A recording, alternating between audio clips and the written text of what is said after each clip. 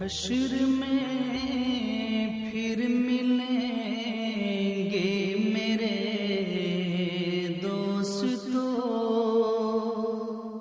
حشر میں پھر ملیں گے میرے دوستو،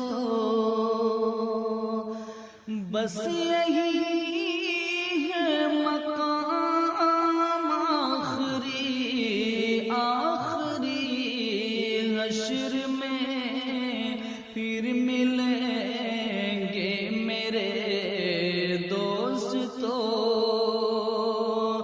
بس یہی ہے پیام آخری آخری، حشر میں پھر ملیں گے میرے دوستو،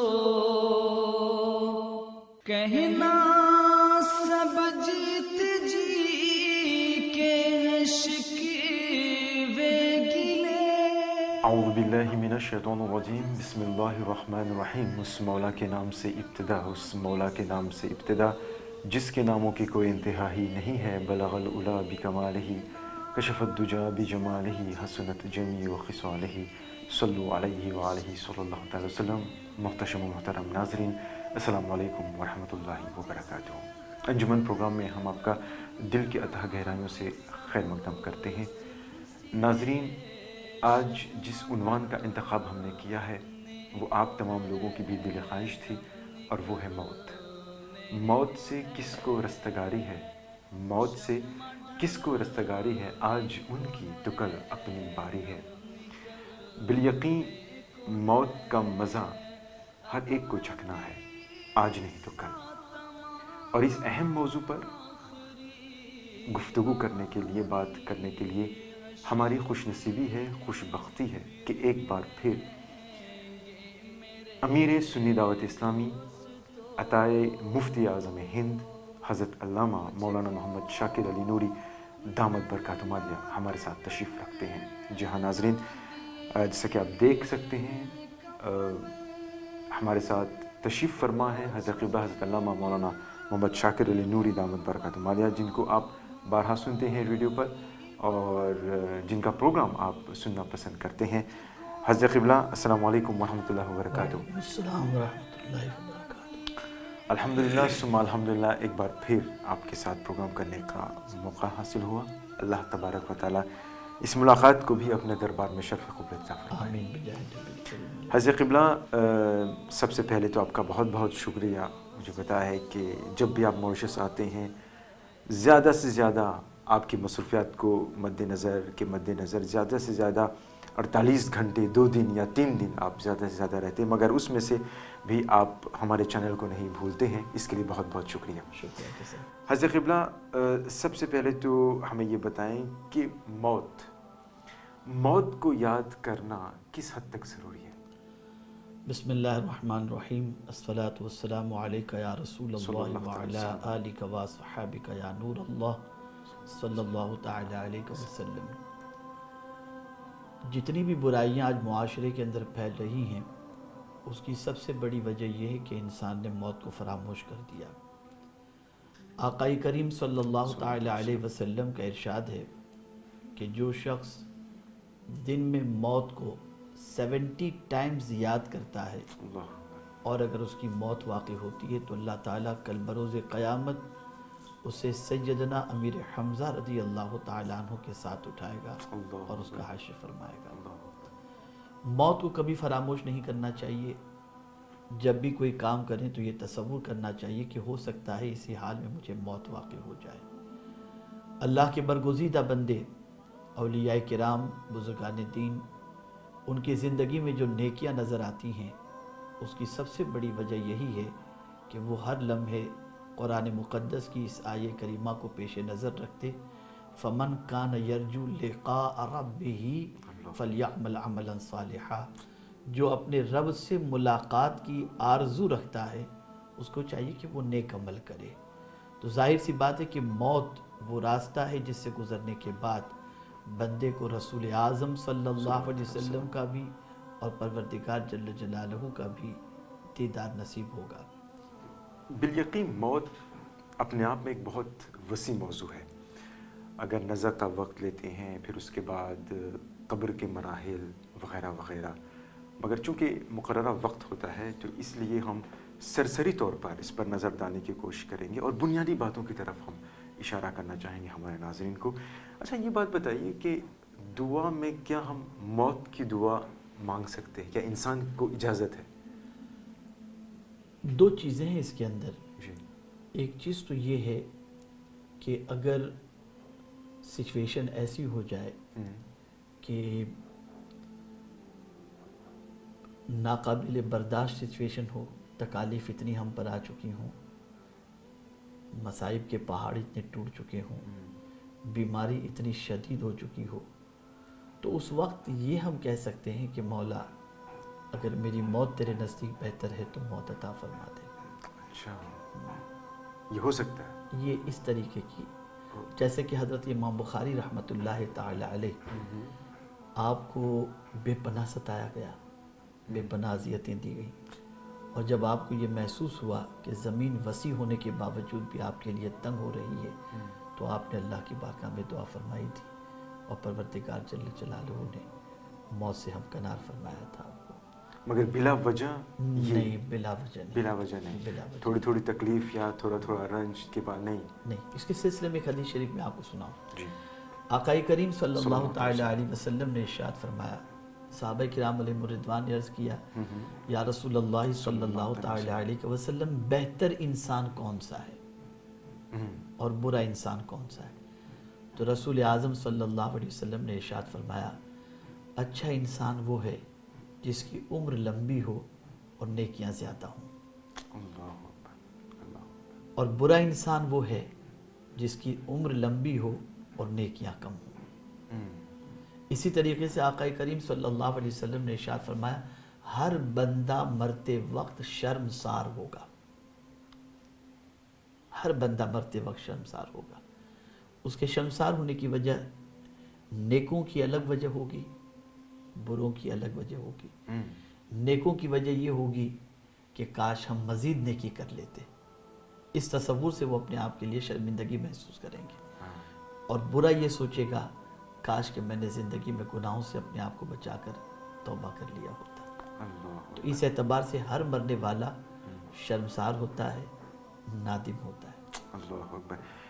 हज़रत क़िबला, ज़ाहिर सी बात है हर जानदार को मौत का मज़ा चखना है जी और उसी वक्त ही पता चलेगा कि मौत की हकीकत क्या है। जी। इससे पहले हादिस मुबारक आयत कुरान में इसकी तरफ इशारा है, बुजुर्गान दीन से हमने सुना है,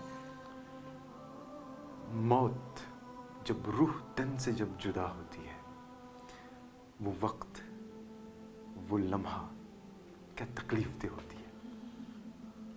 इस सिलसिले में मैं आपसे अर्ज़ करूं कि पैगंबर रहमत सल्लल्लाहु अलैहि वसल्लम जो सैयदुल मासूमीन हैं, अल्लाह अकबर, खुद दुआ किया करते थे, अल्लाहुम्मा हव्विन अलैया सकरातिल मौत, ए अल्लाह मौत की सकरात मुझ पर आसान फरमा। अल्लाह अकबर। ये दुआ दर हकीकत उम्मत को तालीम देने के लिए थी। मौत के वक्त की सिचुएशन ये होती है जब रूह तन से जुदा होने वाली होती है, तो फरमाया गया कि कांटेदार दरख्त के अंदर अगर कोई चादर डाल दी जाए अल्लाह अकबर। और फिर उस चादर को घसीटा जाए, तो जिस तरह से वो चादर तार तार हो जाती है, ऐसे ही रूह के जिस्म से निकलते वक्त पूरे बदन की पोजीशन होती है। हज़रत इज़राइल अलैहिस्सलातु वस्सलाम जो रूह कब्ज़ करने वाले फरिश्ते हैं, जी। बारगाह रसूल सल्लल्लाहु अलैहि वसल्लम, बारगाह इब्राहिम अलैहिस्सलातु वस्सलाम में हाजिर आए, तो हज़रत इब्राहिम अलैहिस्सलातु वस्सलाम ने इरशाद फरमाया कि ज़रा मुझे बताओ कि तुम जब नेक लोगों की रूह कब्ज़ करने जाते हो तो तुम्हारी सिचुएशन क्या होती है, और गुनहगारों काफिर की रूह कब्ज़ करने जाते हो तब तुम्हारी सिचुएशन क्या होती है। अल्लाह अकबर। तो आपने अर्ज़ किया कि हुज़ूर बड़े अजीब मंज़र होता है, तो आपने फरमाया हज़रत इब्राहिम अलैहिस्सलाम ने कि मैं देखना चाहता हूँ। तो हज़रत इज़राइल अलैहिस्सलाम ने अर्ज़ किया कि हुज़ूर आप अपना चेहरा दूसरी जानिब कर लें, मैं वो शक्ल बनाता हूँ जिस शक्ल के ज़रिए मैं गुनहगारों, बदकारों, सियाहकार की और काफिर की रूह कब्ज़ करने के लिए जाता हूँ।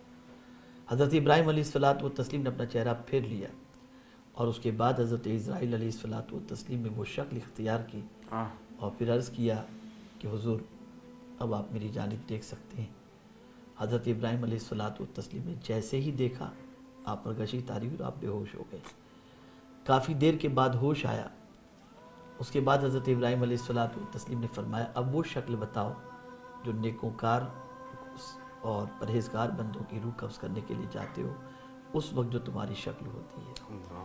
تو جب انہوں نے وہ شکل بنائی اور حضرت ابراہیم علیہ الصلوۃ والتسلیم نے اس شکل کو دیکھا تو بے پناہ خوش ہوئے، اور اس کے بعد یہ جملہ ارشاد فرمایا اگر گنہگار کافر اور بدکار و سیاہکار کو کوئی عذاب نہ بھی دیا جائے تو موت کے وقت تمہارا بھیانک چہرہ ہی ان کے لیے کافی ہو جائے گا، اور نیکوکار بندے کو کوئی صلہ نہ بھی دیا جائے، صرف تمہاری شکل دکھا دی جائے تو اس کے لیے موت بے پناہ آسان ہو جائے گی۔ یہاں سے یہ بات سمجھ میں آتی ہے کہ وہ وقت کتنا اہم ہوتا ہے۔ اسی طریقے سے ایمان کے خطرے کا وقت وہ وہی ہوتا ہے۔ شیطان یہی کوشش کرتا ہے کہ کسی بھی طرح سے ان کا خاتمہ ایمان پر نہ ہو، اور یہ بات ہمیشہ یاد رکھیں کہ اللہ کے جتنے بھی برگزیدہ بندے اس فرش گیتی پر آئے ان کی ہمیشہ یہی دعا رہی کہ اللہ خاتمہ ایمان پر فرمانا، اور یہ دعا کرنے کی وجہ یہ ہے کہ انسان کا اعتبار زندگی کے عمل پر نہیں ہوتا، اس کے خاتمے پر ہوتا ہے کہ خاتمہ کس پر ہوا ہے۔ تو یہی وجہ ہے کہ اعلیٰ حضرت عظیم البرکت امام عشق و محبت کے خلیفہ علامہ عبدالعلیم صدیقی میرٹھی رحمۃ اللہ تعالی علیہ، جن کے احسانات موریشس کی سرزمین پر بے پناہ ہیں اور جن کی خدمات کے اثرات نمایاں طور پر یہاں دیکھے جا سکتے ہیں، تو علامہ عبدالعلیم صدیقی میرٹھی رحمۃ اللہ تعالی علیہ کا جب وصال کا وقت قریب آیا اور شدید علیل تھے، آپ مدینہ منورہ میں تھے، تو اعلیٰ حضرت کے خلیفہ قطب مدینہ علامہ ضیاء الدین مدنی علیہ رحمۃ والرضوان وہاں پر تشریف فرما تھے۔ تو مبلغ اسلام علامہ عبدالعلیم صدیقی میرٹھی رحمۃ اللہ تعالی علیہ نے اس وقت ان سے صرف یہی عرض کیا تھا، بیماری سے شفا کے بارے میں نہیں کہا تھا، ان سے کہا تھا کہ حضرت دعا فرمائے میرا خاتمہ ایمان پر ہو۔ تو قطب مدینہ نے فرمایا تھا کہ مولانا آپ کا خاتمہ ایمان ہی پر ہوگا انشاءاللہ۔ تو مبلغ اسلام نے عرض کیا کہ حضور آپ اتنا کانفیڈنس کے ساتھ کیسے کہہ سکتے ہیں؟ تو قطب مدینہ نے جواب میں ارشاد فرمایا تھا مولانا جن کے ہاتھوں پر 70,000 لوگوں کو اسلام کی دولت ملی ہو، اس کا خاتمہ کیسے خراب ہو سکتا ہے؟ اس کا خاتمہ ایمان پر ہی ہوگا۔ آج ان کا خاتمہ ایمان پر ہونے کے ساتھ ساتھ آج مبلغ اسلام علامہ عبدالعلیم صدیقی میرٹھی رحمۃ اللہ تعالی علیہ ام المؤمنین حضرت عائشہ صدیقہ رضی اللہ تعالی عنہ کے قدموں میں جنت البقیع میں آرام فرما رہے ہیں۔ تو جتنے بھی بزرگان دین اس فرش گیتی پر جلوہ گر ہوئے، سب نے ہمیشہ ایمان پر خاتمے کی دعا کی گزارش کی، اور اس کی دعا وہ ہمیشہ کرتے رہے۔ بہت سارے موت کے وقت کی سچویشن سے متعلق واقعات میرے ذہن میں آ رہے ہیں کہ صحابہ کی سچویشن کیا ہوتی، تابعین کی سچویشن کیا ہوتی، اولیاء کاملین کی سچویشن کیا ہوتی۔ تو ایک واقعہ رسول اعظم صلی اللہ علیہ وسلم کی ایک صحابی کا مجھے یاد آ رہا ہے کہ ام المؤمنین حضرت عائشہ صدیقہ رضی اللہ تعالیٰ عنہ سرکار کی بارگاہ میں حاضر ہوئی اور عرض کرتی ہیں کہ یا رسول اللہ صلی اللہ تعالیٰ علیہ وسلم، آپ کے ایک جانثار صحابی نزع کے عالم میں ہیں اور آپ کو یاد کر رہے ہیں، زخموں سے چور ہیں میدان جنگ کے اندر۔ رسول اعظم صلی اللہ علیہ وسلم ان کی جانب بڑھے، جب سرکار صلی اللہ علیہ وسلم ان کے قریب جا رہے تھے تو وہ اپنی پوری توانائی جمع کر کے، زخموں سے نڈال تھے، جمع کر کے اٹھنے کی کوشش کر رہے تھے، لیکن اتنی توانائی نہیں تھی کہ سرکار کی تعظیم کے لیے اٹھ سکیں۔ آقا کریم صلی اللہ علیہ وسلم خود ان کے قریب پہنچے، ان کے سر کو سرکار نے اپنی گود میں لیا، ان کے بالوں پر سرکار نے اپنا دست کرم پھیرا، اور وہ حضور صلی اللہ علیہ وسلم کے رخ زیبا کو دیکھتے رہے۔ اسی میں ان کی روح پرواز ہونے کا وقت آیا تو ان کی زبان پر تھا رضیت باللہ ربا وبالاسلام دینا وبمحمد نبی و رسولہ، یہ کہا اور ان کی روح پرواز کر گئی۔ تو غلامان رسول کی تمنا یہ ہوتی ہے کہ وقت رخصت آقا کریم صلی اللہ علیہ وسلم کا دیدار نصیب ہو جائے تاکہ دیدار مصطفیٰ صلی اللہ علیہ وسلم میں روح آسانی سے پرواز کر جائے۔ اسی لیے آپ دیکھتے ہوں گے کہ صلاۃ و سلام کے اندر ایک شعر پڑھا جاتا ہے، جاں کنی کے وقت آنا، کلمہ طیب پڑھانا، مکر شیطان سے بچانا۔ یہ مکر شیطان اس وقت بڑا خطرناک ہوتا ہے۔ آپ نے سنا ہوگا حضرت امام راضی رحمۃ اللہ تعالیٰ علیہ سے متعلق کہ توحید پر، وحدانیت پر 360 دلیلیں ان کے پاس موجود تھیں، لیکن شیطان نے آخری وقت وہ ساری دلیلیں کاٹ دی اور قریب تھا کہ ان کے خاتمے کا مسئلہ ہو جاتا۔ اتنے میں ان کے شیخ نے ان کی مدد فرمائی اور فرمایا کہہ دے کہ میرا خدا بغیر دلیل کے موجود ہے۔ آپ نے اپنی زبان سے یہ فرمایا اور آپ کی روح پرواز کر گئی۔ تو یہ وقت بڑا خطرناک ہوتا ہے، اس لیے ہمیشہ اللہ کی بارگاہ کے اندر سلامتی ایمان کی دعا کرنی چاہیے اور خاتمہ بالخیر کی دعا کرنی چاہیے۔ نزا کا وقت اتنا سخت ہوتا ہے کہ اس وقت آدمی کو پیاس شدت سے لگتی ہے اور اس وقت شیطان اپنے ہاتھوں میں پانی کے گلاس لے کر کے آتا ہے۔ بظاہر اس کے قریب رہنے والا انسان یہ محسوس نہیں کر سکتا، لیکن وہ خود جو نزا کے عالم میں ہے اسے ساری چیزیں دکھائی دیتی ہیں، وہ ساری چیزوں کا مشاہدہ کر رہا ہوتا ہے۔ تو ہمیشہ اس چیز کا خیال رکھنا چاہیے کہ خاتمہ ایمان پر ہو، اس کی دعا بارگاہ سمدیت کے اندر ہمیشہ کرتے رہنا چاہیے، اور کامیاب وہی ہے جو اس دنیا سے ایمان کے ساتھ گیا۔ اسی لیے جب وہ صحابی رسول جن کا سر رسول اعظم صلی اللہ علیہ وسلم کی گود میں تھا، جب انہوں نے یہ 3 کلمات کہے اور بالکل انہیں محسوس ہوا کہ اب روح تن سے جدا ہو رہی ہے، تو اس وقت انہوں نے اپنی زبان سے کہا فزت برب الکعبہ، رب کعبہ کی قسم میں کامیاب ہو گیا۔ سبحان اللہ، سبحان اللہ۔ تو حضرت قبلہ جو بات سامنے آ رہی ہے، اگر کوئی انسان پرہیزگار ہو، جی، تمام جو فرائض ہیں اسلام کے انہوں نے بشریت انہوں نے وہ گامزن رہے، ان کو وہ فالو کیا، مگر یہ کوئی گارنٹی نہیں ہے کہ آخری وقت میں جب ان کی موت ہو تو ان کا خاتمہ بالخیر ہو۔ کوئی ضامن نہیں ہے اس کوئی ضمانت نہیں ہے اس کی، کوئی ضمانت نہیں۔ اسی لیے اعتبار خاتمے کا ہے۔ قرآن مقدس میں رب قدیر جل جلالہ نے ارشاد فرمایا فَمَنْ زُحْزِحَ عَنِ النَّارِ وَأُدْخِلَ الْجَنَّةَ فَقَدْ فَازَ، جو جہنم سے بچا لیا گیا اور جنت میں داخل کر دیا گیا، بے شک وہ کامیاب ہے۔ تو یہاں یہ بات ہمیں سمجھنا ہے کہ جب تک کہ ہمارے دونوں قدم جنت میں نہیں پہنچ جاتے، اس وقت تک ہزارہا عبادات، ریاضت، تقوی و طہارت اختیار کر لیں، ہمیں اپنے آپ کو کامیاب تصور نہیں کرنا چاہیے۔ اسی لیے سیدنا غوث الثقلین رضی اللہ المولا تبارک و تعالی عنہ، جو شکم مادر سے ولی بن کر کے جلوہ کر ہوئے، کئی پاروں کے حافظ بن کر کے جلوہ کر ہوئے، وہ بھی بارگاہ سمدیت کے اندر خاتمہ بالخیر کی دعا کرتے ہیں، اور کعبے کے دروازے پر جب پہنچتے ہیں تو وہاں پر اپنی جبین نیاز کو جھکا کر عرض کرتے ہیں اے اللہ عبد القادر کے گناہوں کو معاف فرما، اور اگر عبد القادر کے گناہ معافی کے قابل نہ ہوں تو قیامت کے دن نابینا اٹھانا تاکہ تیرے نیک بندوں کو دیکھ کر وہ شرمندہ نہ ہو جائے۔ اللہ اکبر، اللہ اکبر۔ اس لیے جتنے بھی اولیاء رہے انہوں نے کبھی اپنی عبادات پر ناز نہیں کیا، کبھی انہوں نے اپنے تقوی و طہارت پر ناز نہیں کیا، کبھی ان عبادات کی وجہ سے خود کو بہت کچھ سمجھنے نہیں لگ گئے، اس لیے کہ وہ جانتے تھے کہ موت کا وقت، نزا کے وقت اور آخری وقت ایمان پر جانا یہ سب سے اہم چیز ہوتی ہے۔ اسی لیے خود صحابہ کی زندگی آپ دیکھیں، سیدنا فاروق اعظم رضی اللہ تعالی عنہ ارشاد فرماتے ہیں قیامت کے دن اگر اللہ رب العزت جل جلالہ ارشاد فرمائے کہ میں نے سب کو بخش دیا سوائے ایک کے، تو ڈرتا ہوں کہ کہیں وہ ایک میں ہی نہ ہوں۔ اور فرماتے ہیں کہ اگر قیامت میں رب قدیر جل جلالہ ارشاد فرمائے کہ سب کو میں نے جہنم میں ڈال دیا سوائے ایک کے، تو میں اپنے رب سے امید کرتا ہوں کہ شاید وہ ایک میں ہی ہوں۔ اس طرح سے انہوں نے امید و خوف کے درمیان جو ایمان رہتا ہے اس کی وضاحت انہوں نے فرما دی۔ رب سے امید بھی رکھو، رب سے ڈرو بھی، دونوں چیزیں ہونی چاہیے زندگی میں۔ ہمارا حال یہ ہے کہ امید پر تو قائم ہے، خوف سے ہم بے نیاز ہو چکے ہیں، یہ ہمیشہ اپنی زندگی کے اندر اس کو اہمیت دینی چاہیے، اور اس وقت تک خود کو خوش نصیب تصور بھی نہیں کرنا چاہیے جب تک کہ ایمان پر خاتمہ نہیں ہوتا۔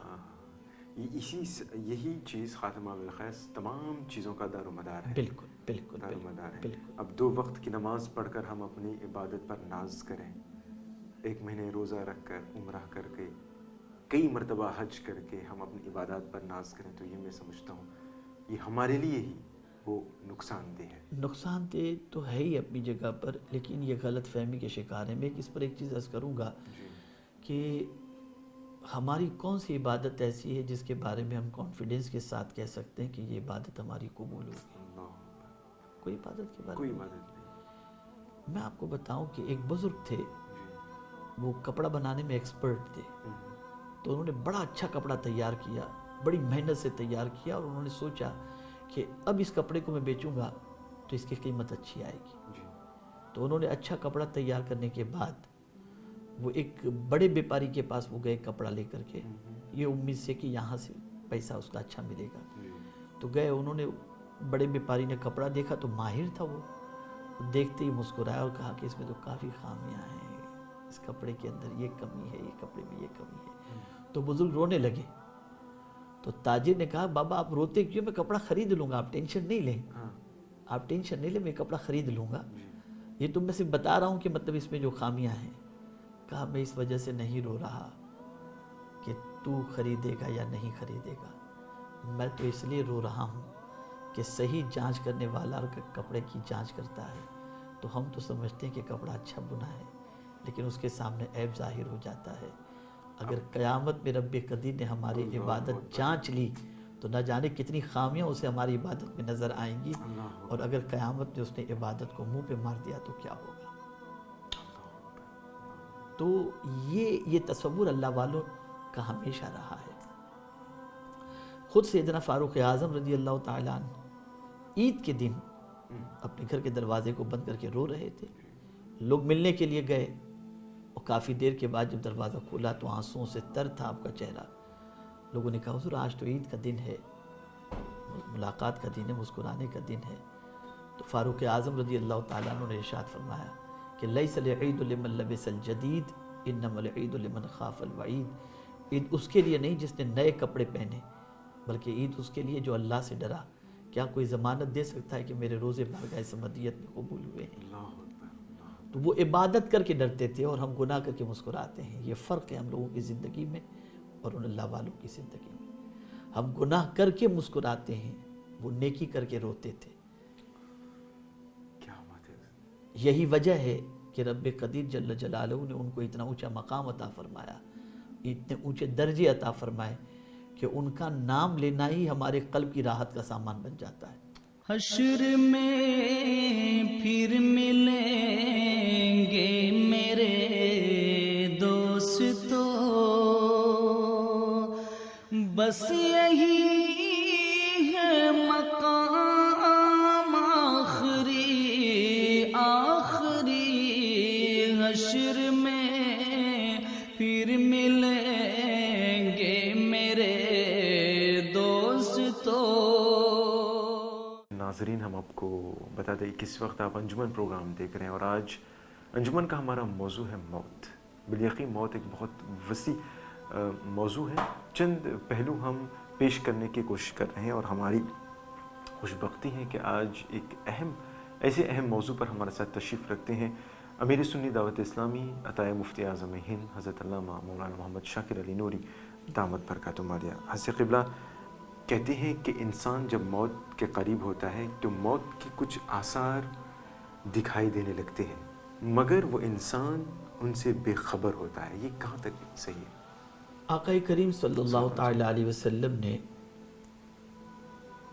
3 چیزوں کو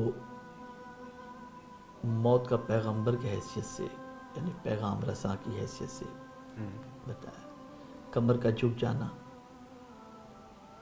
بیماری کا، اور بال کے سفید ہو جانے کا۔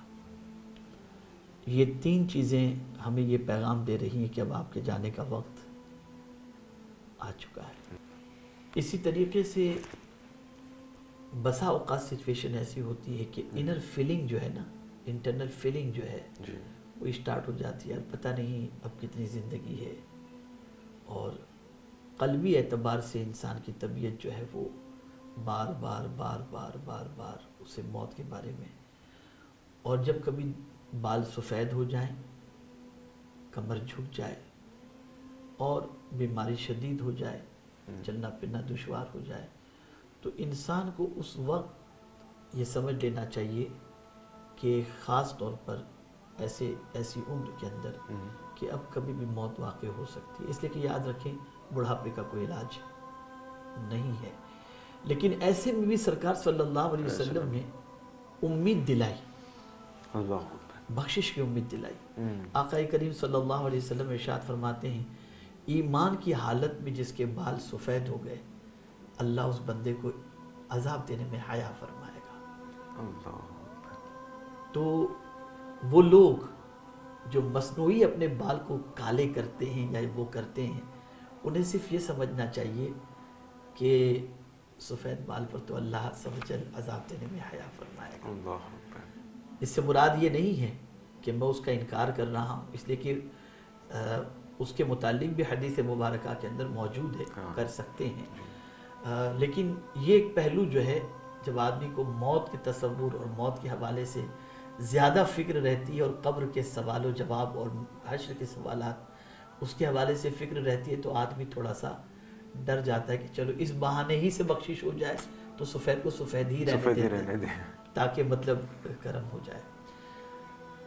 قرآن مقدس میں بھی اللہ عز و جل نے وہ لوگ جو اپنی عمر کو گناہوں میں گزارتے ہیں اور موت کو فراموش کر دیتے ہیں، رب فرماتا ہے اولم نعمرکم ما یتذکر فیہ، کیا میں نے تمہیں زندگی نہیں دی تھی، عمر نہیں دی تھی کہ تم اس میں نصیحت حاصل کرو؟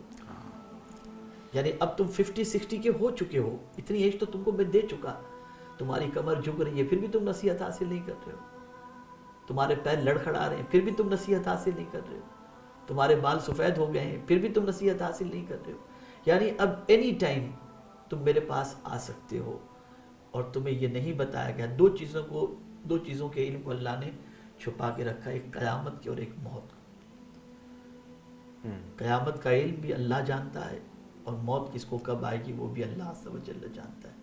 کسی کو نہیں بتایا گیا کہ بھئی قیامت یہ سن میں واقع ہوگی اتنے سال میں، اور ایسے ہی موت تمہاری اس وقت واقع ہوگی، نہیں بتایا گیا۔ حالانکہ آثار نظر آنے لگے، وہ کوئی اور بات، کچھ اور بات ہے۔ تو آثار ہم کو نظر جب آ جائیں تو ہمیں تیاریوں میں لگ جانا چاہیے، یوں تو ہمیشہ تیاری میں بالکل لگا رہنا چاہیے، کبھی بھی موت کو فراموش نہیں کرنا چاہیے، جیسا کہ ابتدا کے اندر میں نے بتایا۔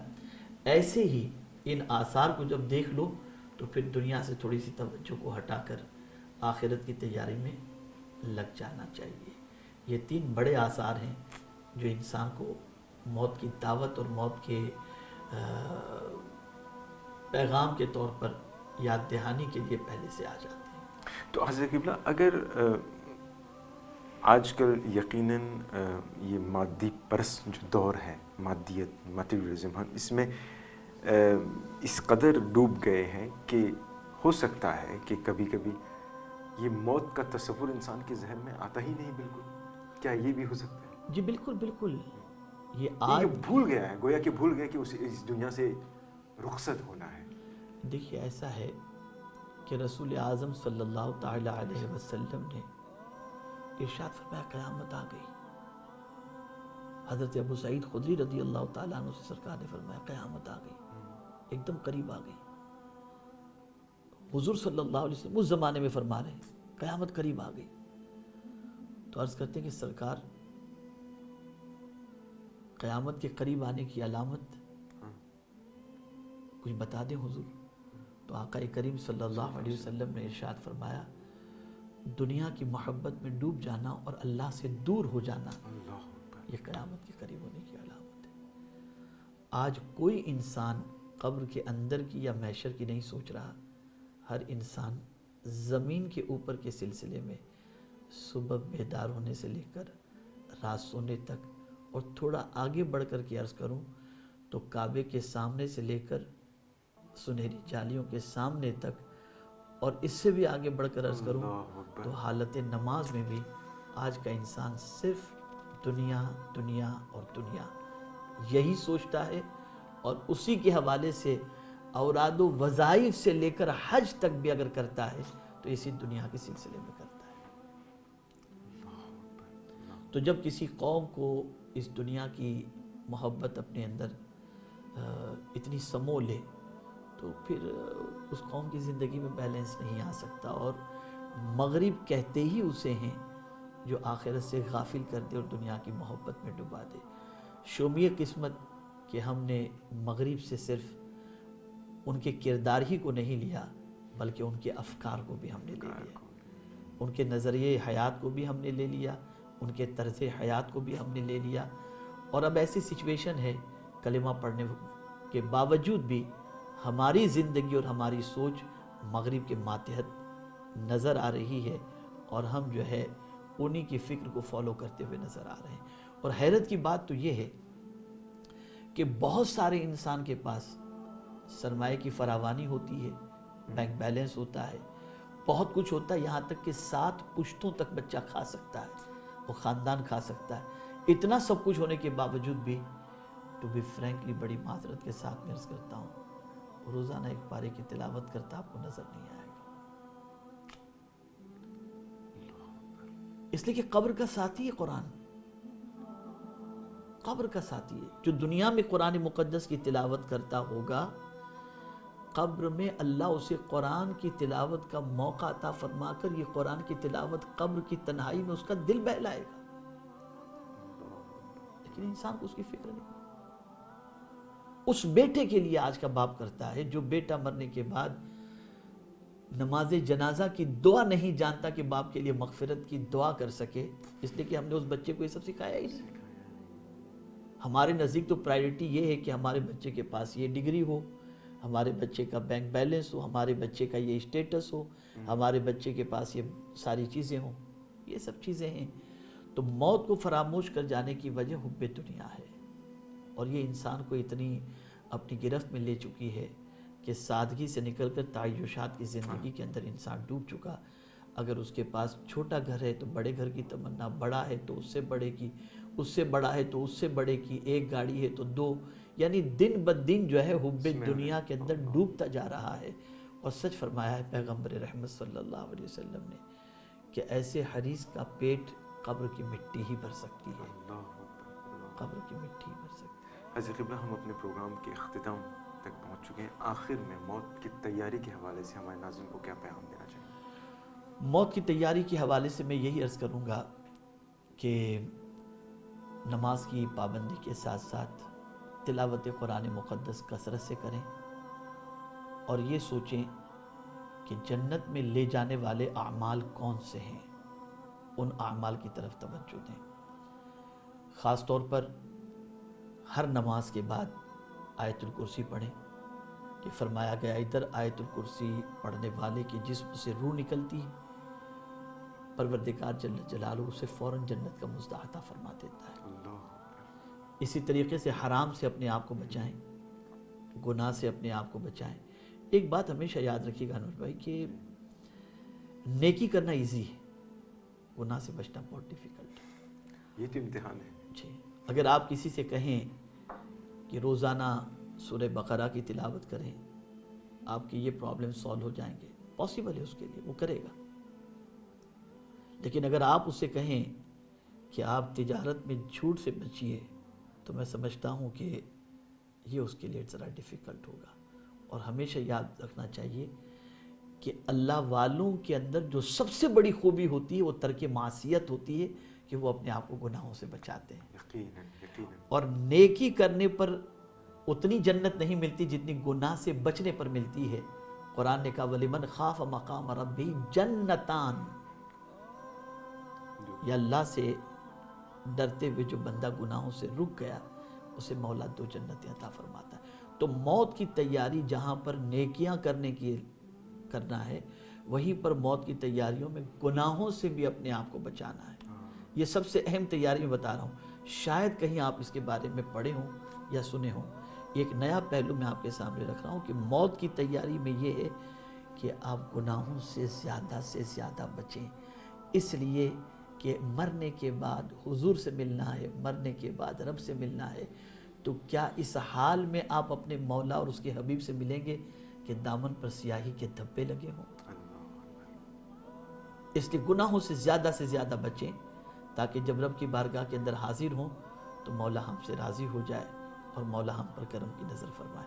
تو موت کی تیاری کے لیے گناہوں سے کثرت سے بچنا ہے، موت کی تیاری کے لیے نیکیاں زیادہ سے زیادہ کرنی ہے، موت کی تیاری کے لیے تلاوت قرآن مقدس کو لازم پکڑنا ہے، موت کی تیاری کے لیے والدین کی خدمت کرنی ہے، موت کی تیاری کے لیے درود مبارکہ کا ورد کرنا ہے، توبہ و استغفار کرنا ہے۔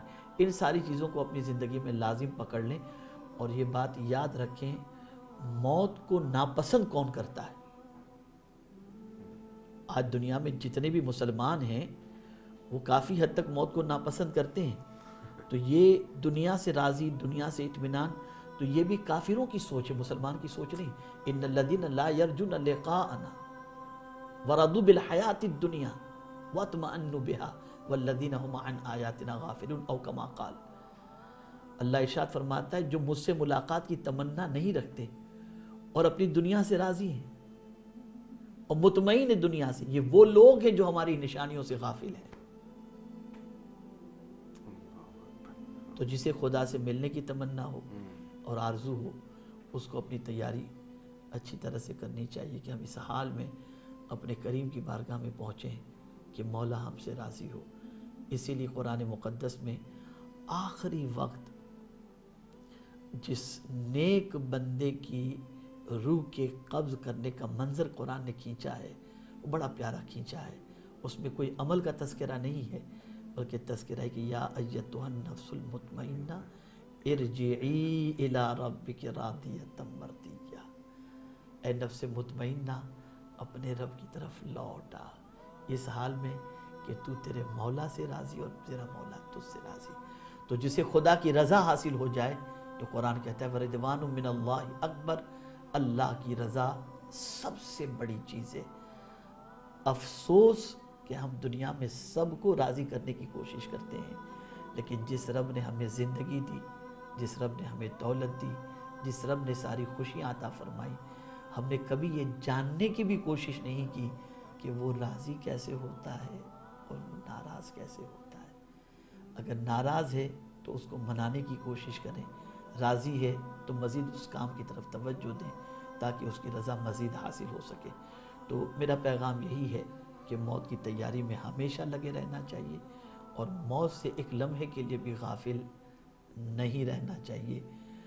اس پر جو ہے وہ غالباً حضرت بایزید بستامی یا حضرت حسن بصری رضی اللہ تعالیٰ عنہ کا ایک واقعہ مجھے یاد آ رہا ہے کہ ایک نوجوان آپ کی خدمت میں حاضر ہوا اور عرض کرتا ہے کہ حضور بہت سارے گناہ ایسے ہیں جس سے اللہ نے مجھے بچنے کی توفیق عطا فرمائی، لیکن ایک گناہ ایسا ہے جس سے میں بچ نہیں پاتا، حضرت اس کا نسخہ مجھے عطا فرمائے۔ تو آپ نے فرمایا ایسا کون سا گناہ ہے جس سے بچنا مشکل ہو؟ تو اس نے عرض کیا کہ حضور جب میں راہ چلتا ہوں تو نگاہ میری بہک جاتی ہے اور میں غیر محرم کو تاکنے اور جھانکنے میں لگ جاتا ہوں، اس کا کوئی علاج مجھے بتائیں۔ تو بڑی پیاری بات انہوں نے فرمائی۔ حضرت بایزید بستامی علیہ الرحمہ یا حضرت حسن بصری رضی اللہ تعالیٰ عنہ نے ارشاد فرمایا بیٹے ایک نسخہ تمہیں عطا کرتا ہوں، جب تمہاری نظر کسی غیر محرم کی طرف اٹھے تو یہ تصور کر لینا تم اسے دیکھ رہے ہو اور تمہارا خدا تمہیں دیکھ رہا ہے۔ جب یہ تصور تم قائم کر لوگے کبھی غیر کی طرف تمہاری نگاہ نہیں اٹھے گی۔ 15 روز کے بعد وہ بندہ بارگاہ میں حاضر ہوا اور عرض کرتا ہے کہ حضرت اب نگاہوں کے گناہوں سے میں بچ چکا ہوں۔ تو ہمیں ہمیشہ یہی تصور کرنا چاہیے کہ پلٹ کر خدا کی بارگاہ میں جانا ہے، اور اس کی بارگاہ میں ایک ایک چیز کا ہم سے سوال و جواب، حساب و کتاب ہوگا۔ تو ہم کس حال میں اس کی بارگاہ کے اندر حاضر ہوں، تو وہ حال مرنے سے پہلے ہمارا بنانا ہمارے لیے ضروری ہوتا ہے کہ جب مولا اس حال میں ہمیں دیکھے اور ہم اپنے رب سے جب ملاقات کریں تو رب ہم سے راضی ہو اور ہم پر کرم کی نظر فرما دے۔ بس اللہ تبارک و تعالی جتنی بھی ہماری زندگی باقی رہی ہے نیک اعمال کرنے کی توفیق رفیق عطا فرمائے، اور خاص طور پر موت کی تیاری میں زیادہ سے زیادہ وقت گزارنے کی توفیق رفیق عطا فرمائے۔ حضرت قبلہ آپ کا بہت بہت شکریہ، اور بس اللہ تبارک و تعالیٰ سے دعا ہے کہ جو بھی باتیں آپ نے بتائی ہیں سب سے پہلے مجھے اور ہم سب کو عمل کرنے کی توفیق عطا فرمائے۔ انشاءاللہ اپنی دعاؤں میں یاد رکھیں، اور انشاءاللہ جب کبھی بھی آپ کا آنا ہو تو انشاءاللہ کسی اور موضوع کے ساتھ آپ کی خدمت میں حاضر ہوں گے۔ بہت بہت شکریہ، انشاءاللہ ضرور، انشاءاللہ ضرور۔